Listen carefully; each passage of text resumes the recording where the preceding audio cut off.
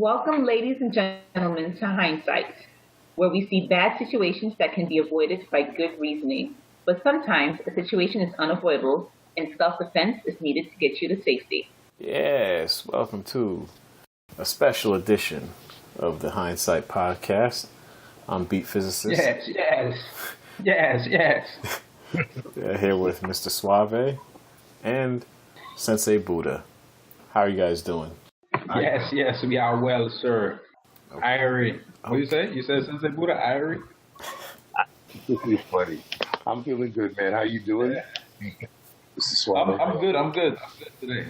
Good fellas. Mr. Beat Physicist, I see you're just going to break it down and we're doing something special today. What are we doing special today, brother?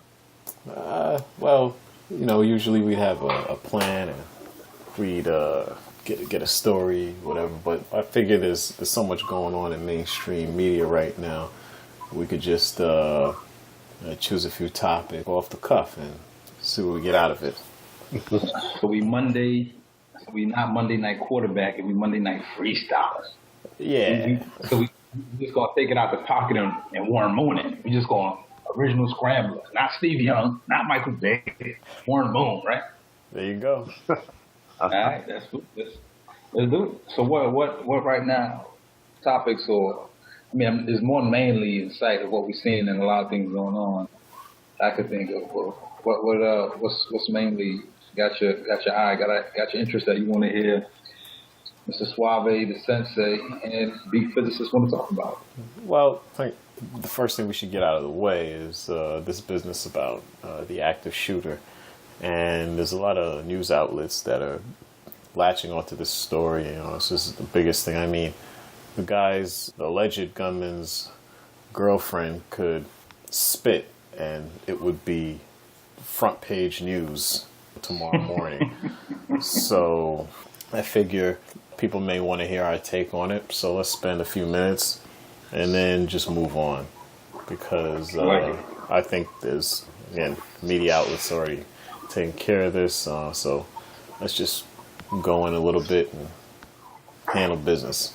Let's do it. So before you even do the breakdown of it, I love how Beat Physicist sets us up so well. He sets up Mrs. Suave. He sets up Sensei Buddha and myself before we go into the dialogue so well. He got that nice monotonic, rhythmic, get our listeners calm and hey, it's about to go down session. So, so before we even do that, I'm just getting this all out the way. Hey, everything you might hear today, and as always, these are our views and our views alone. This is for entertainment purposes only. So if you're in your feelings, you don't like what we said, go ahead and leave a comment, troll us, get out your damn feelings. Be physicist. Let's hear it, brother. Yes, sir. Well said. So, of course, we had an incident in Las Vegas. Active shooter of the stationary kind. This gentleman was on the 32nd floor of a hotel, broke out the windows, had an arsenal, and just started randomly killing people, concert goers, down below. And the guy fired upon the crowd, killed 59 people, wounded much, much more, and then right after, he committed suicide.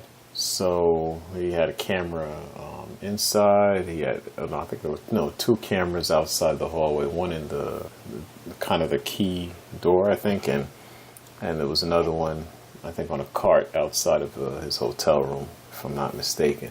And I mean, it was well planned. They said he even had news sources say he had explosives in his vehicle, so he was trying to do even more than what he was doing in the hotel room. I mean, this guy had it all.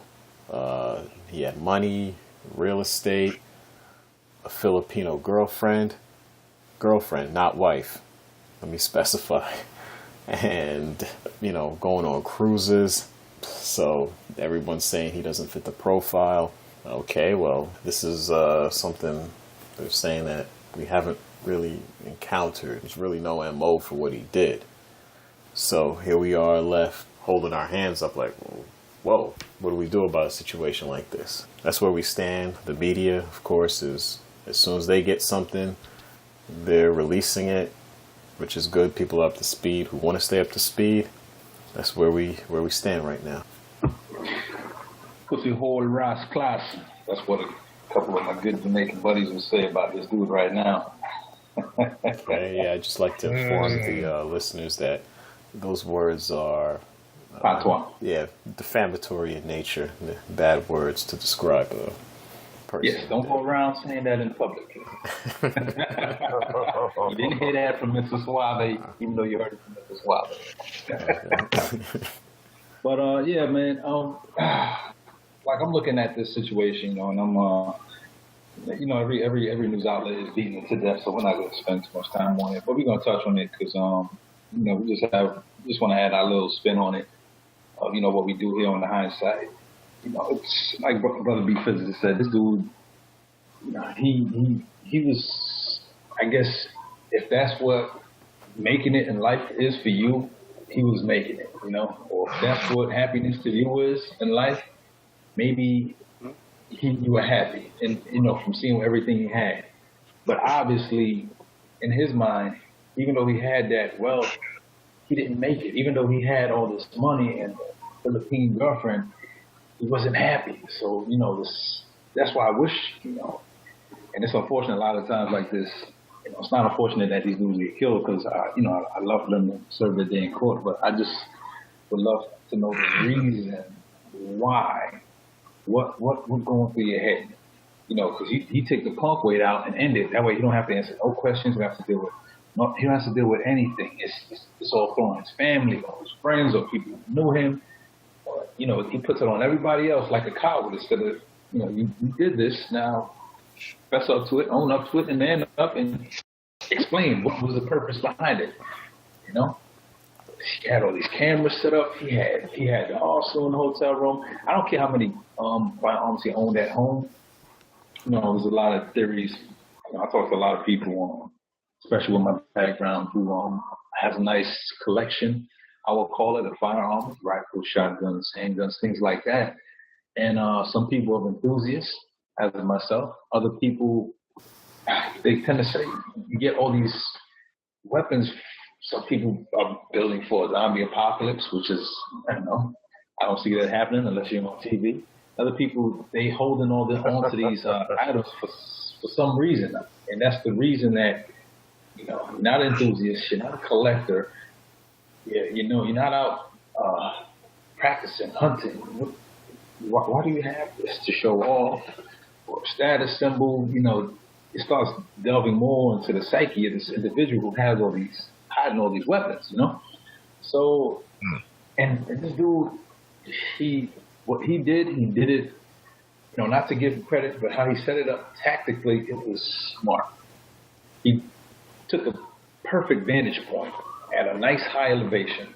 No matter what, it was going to take a good time before he got caught. Yeah, he knew he was going to get caught. That's why he set up all the precautions of the cameras and things like that, and explosives, blah, blah, blah, blah, blah. But he took a nice high spot in a nice corner, overviewing I think it was a 3-4 day country concert. Young people, old people, these people loving getting down to this country music. I think it was actual artist Keith Jardine, I think his name was. Aldine, I think he was actually performing at the time. I do listen a little. I did dabble in all type of music, so I'm not just one-sided. I love it all. But these people just out having a good time. And then, for me, a rifle is a rifle. Whether you call it an assault rifle, whether you call it an automatic rifle, at the end of the day, a rifle is a rifle. And it's a high-powered weapon.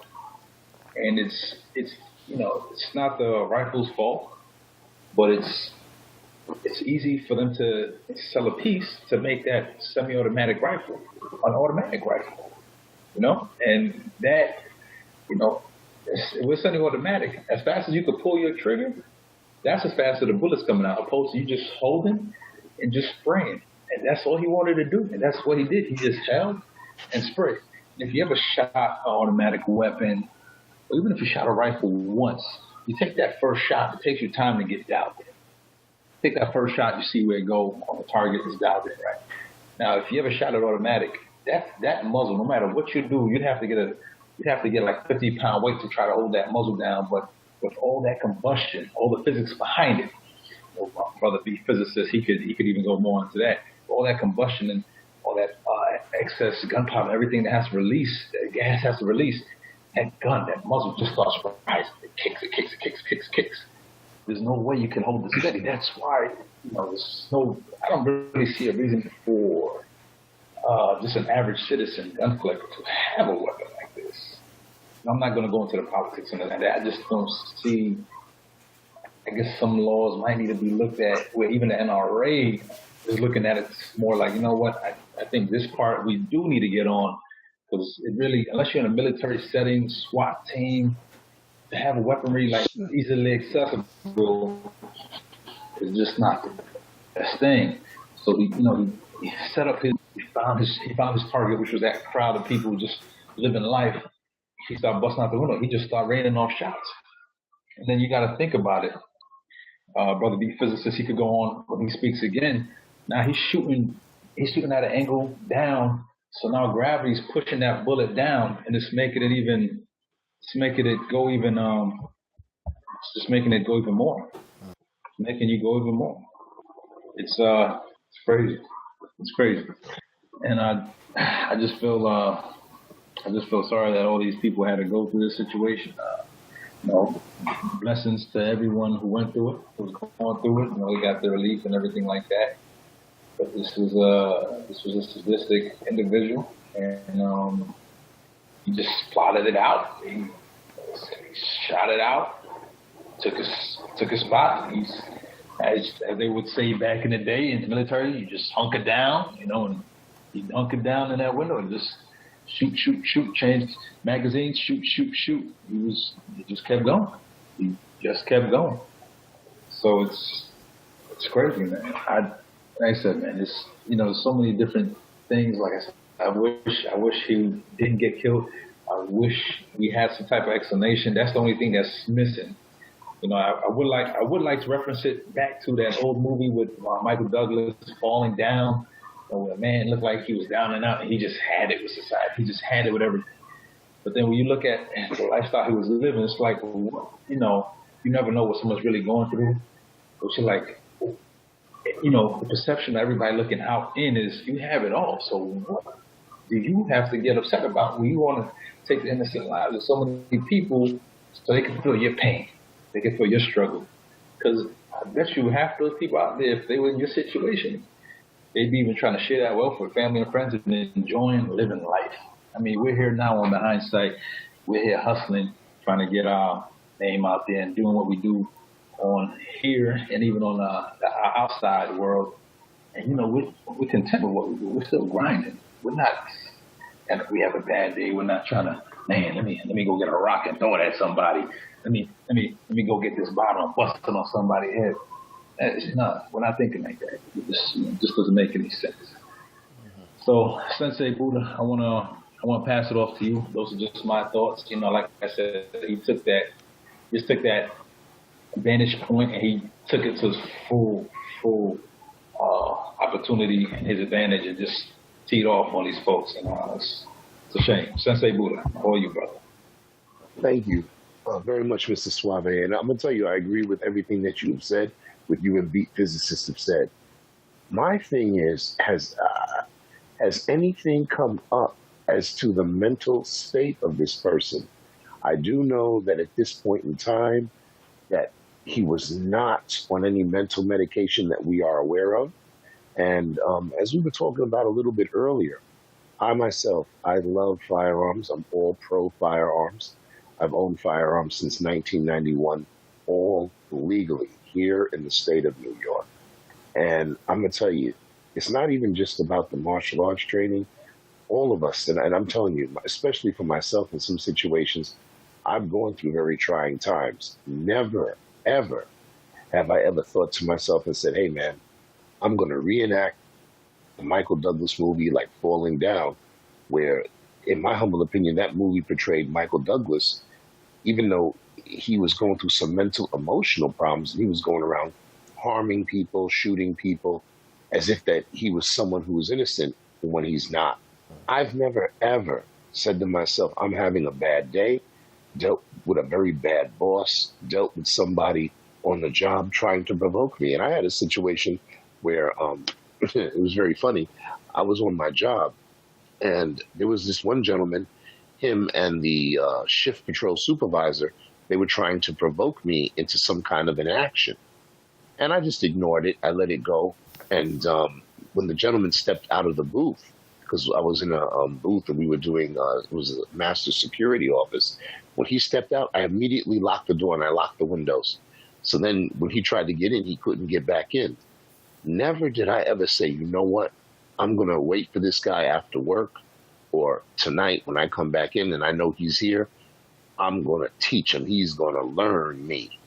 That never, ever crossed my mind. It's very alien, very far from my mind. As a matter of fact, I'm the kind of person, when I have a Metro card, I always have an unlimited Metro card. And for the people who don't understand, in New York City, the Metro card is a transportation card. You can put money on it and it debits each ride that you do. You can have a 1 week, you can have a 30-day Metro card. I usually try to go for a 30-day Metro card. Why? I use the subways and the trains a lot, but also I've had several incidences where, things get rowdy on the bus, things get rowdy on the train. And hey, man, you have to just get off at the next stop, wait for the next bus. Especially if people are arguing or beefing or something crazy and it has nothing to do with you. Now, if somebody is being assaulted, I had a situation where there was 3 kids. They were like teenagers and they were giving the female bus driver a hard time. And what I did was I backed her up and they left the bus. And one of them even had a rock and tried to throw the rock into the bus to try to hit me. And thank goodness it never hit me. I'm saying all of that because if that was going to be a moment for me to be angry or upset with something, or that was definitely it. But never in my mind does it ever cross in my mind or my heart to take my firearms and go and abuse the public. It makes no sense. I really hope that very much in the near future, we can find out his mindset. Did he leave any letters behind? Did he notify anybody? What was he, what was eating at this guy that he had to do such a very heinous and cowardly act? And always with these acts, these people kill themselves. I have my own personal view about it. I don't think he killed himself personally. I really don't. But I do believe that he was working with other people. That was just too many people for this guy to hit. And I really think that there was some more people, some other players involved, whom we won't know at this time. But the thing that they kept focusing on was the amount of firearms that he had. And I think these are little code words to try to get people in the public to put some type of a restriction on them purchasing more firearms.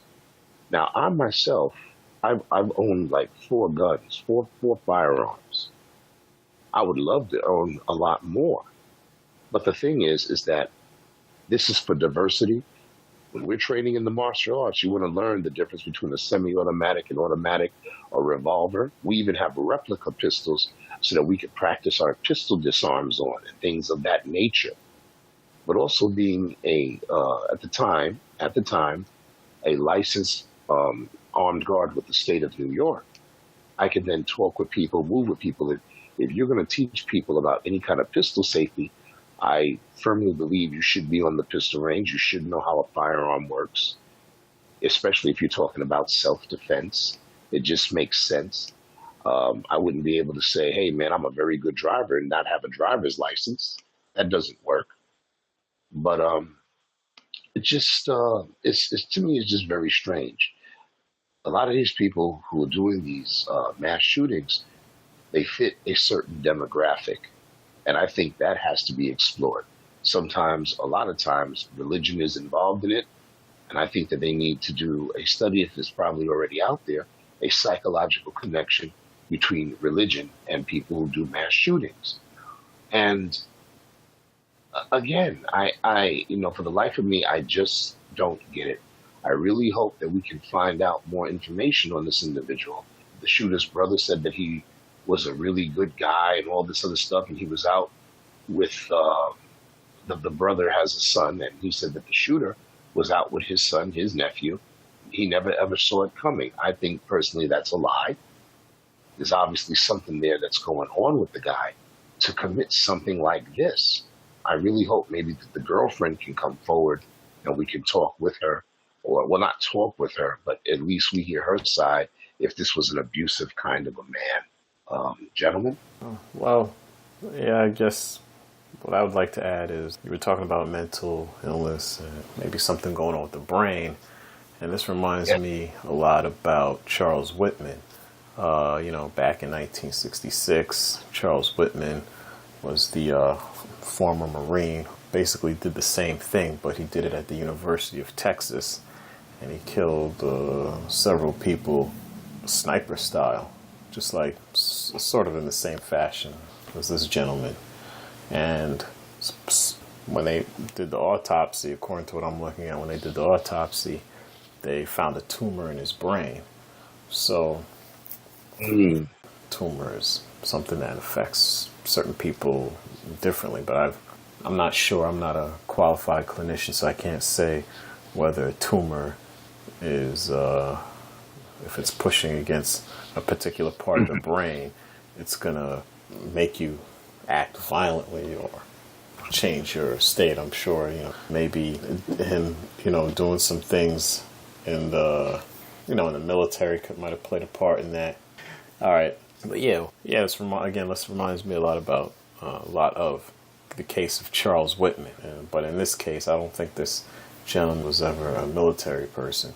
But his father was like on the FBI's top 20 or top 10 most wanted list at one point. His father really did some real dirt in his lifetime. But yeah, that's all I can say about this issue. I don't want to spend too much time on it. All right, brothers. I mean, we said what we need to say about it. So that's you have hindsight views of that episode that happens. As things come out, unless you're under a rock and in parts unknown, you'll hear about it if you care about it. If not, you just go about your day. Now, before we close up today, Sensei Buddha, she got a little treat for us. He is about 50% done with a project, and I just want to see he wants to share with the listeners. Just he ain't gonna give you a whole appetizer. He just gonna give you a lick of the appetizer. He's just gonna let you sniff the smell of the appetizer. He's just gonna let your appetite start. He just let me hear that one more time. Let me hear that Buddha. Let me hear it. Yeah, see, that's all you're gonna get right now. So at this moment we want to turn it over to Sensei Buddha so he can give you that couple seconds of that real quick. Go ahead. Well, we have something that's in the works that I think everybody's going to be very pleased with. What I've started to do is to write a book, and we're going to give like some details on how to work and to get you started in your training. And when we say started, this is going to be for people who are experienced as well as the novice alike. I've been very fortunate that a lot of people that I had trained underneath me, they have told me, we know how to make people just understand it. You want them to win. You want them to learn it, and you don't jive it. Hold on. You giving too much? You letting them take a bite of that appetizer? Should you keep going, or should we pull it back? You keep going. Keep going. All right, go ahead. Keep going. Keep going. Let them have. You know what? Let them have a taste. Let them have a bite of that lick they just had. Keep going. Keep it going. Well, I think everyone's gonna like it, and I'll just leave it there on that. I love it. Damn, I'm so hungry right now. Oh man, me physicist, you right? Yeah. My stomach is growling now. My mouth is flattened right now. Oh my lord. Yeah. Hey, it's the truth. It's the truth. That's all we can give you out right now. So when that come out, it's gonna be fire. Sleep on it. Sleep. Remember, this book is gonna be aged like a fine wine, even better with time. And my brother got experience, so it just adds to the mystique, adds to the level and passion and dedication that he's putting into it. So just go out and support what we do now. But once that book drops, think the support's just going to go to another level. We appreciate you. Beat physicists, as always. If you have anything else, if not, I love how you close it out, brother. All right. Well, yeah. Thanks again, guys, and deepest condolences to victims and families of the victims who are affected by this. Yes. Let me just say that because, I know a lot of people say that a lot, but no, seriously, if you've ever been through any type of trauma, even if you even had a gun put to your face, that changes you for life, changes your whole perspective. And we get that. So, again, our condolences. You can catch us. The email is thehindsight@gmail.com. The Twitter is @thehindsight. We've got an Instagram page now, finally.